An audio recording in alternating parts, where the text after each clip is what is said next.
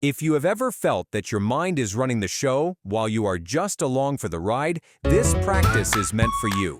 To work skillfully with the mind, we first need to meet the main character in this internal drama, the monkey mind. The monkey mind is an apt metaphor for the part of the mind that cannot sit still.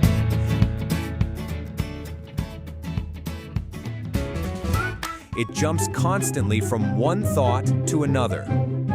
A worry about work. A random memory from 10 years ago. Thoughts about what to eat for dinner. All of this can happen within just a few seconds. This is not merely an abstract idea. The monkey mind has real effects on daily life. Constant mental chatter fuels anxiety and distraction.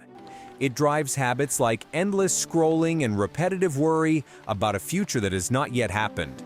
The crucial question is, what do we actually do about it?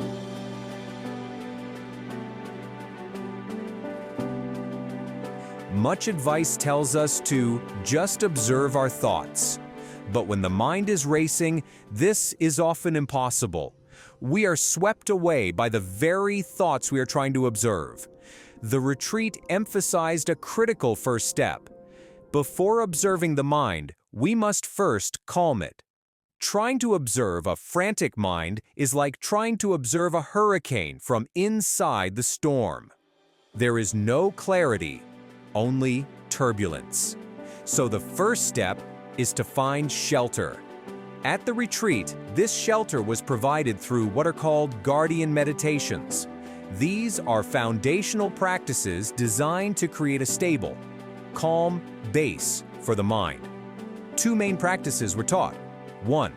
Chant meditation. 2. Metta, loving kindness. Meditation. Each serves a different purpose in settling the mind. The chant taught was Sama Sambuddho, repeated either aloud or silently. By giving the mind one simple task, the chant prevents it from spinning into countless anxious thoughts. It is like gently holding the monkey's hand so it cannot run off. The phrase itself has a calming quality. Sama Sambuddho means perfectly self-awakened one. As the chant is repeated, the mind is reminded of clarity and awakening, which helps it settle naturally. The second guardian meditation is metta, or loving kindness. It was described as an all-rounder practice. Metta is especially effective for soothing fear and anxiety. Its influence is not limited to the inner world, it can also affect external situations. A story from the retreat.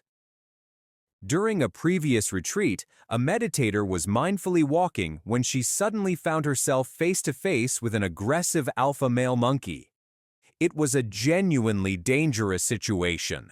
Her first instinct was to chant Sama Sambuddho, but it had no effect. The monkey remained agitated. She then switched to metta. She stopped chanting and focused entirely on radiating loving kindness, not merely thinking kind thoughts, but genuinely feeling and projecting warmth and goodwill toward the monkey. Within moments, the monkey visibly calmed down, waved at her, and walked away peacefully. This illustrates the power of metta. It is not merely conceptual, it has real-world effects. Once a stable base has been established, the retreat introduced a core technique that can be used anywhere, at any time: open mindfulness. Unlike practices that require intense focus on a single object, open mindfulness is designed for daily life. It does not reject distractions, it includes them. This makes it resilient and adaptable. A simple rule of thumb for open mindfulness is the ADA anchor loop. 1. Accept. Accept whatever thought or feeling arises. 2. Do not reject unpleasant experiences, and do not follow pleasant ones. 3. Abandon. Let go of the thought or feeling. 4. Anchor. Return awareness to the present moment through the 5 senses. This gentle loop prevents the mind from being carried away by mental stories.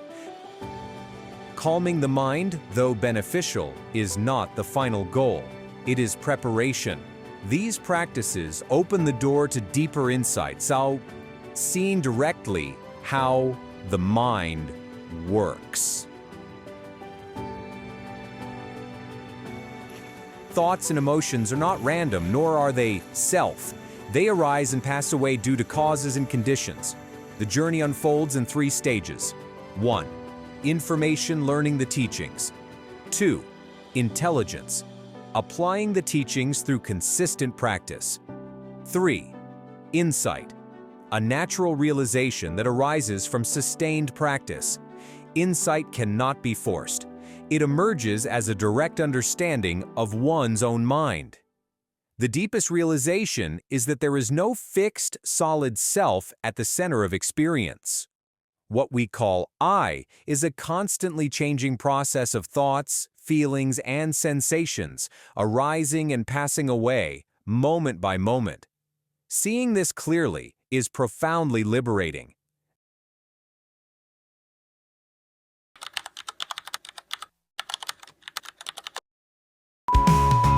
Only one object can the mind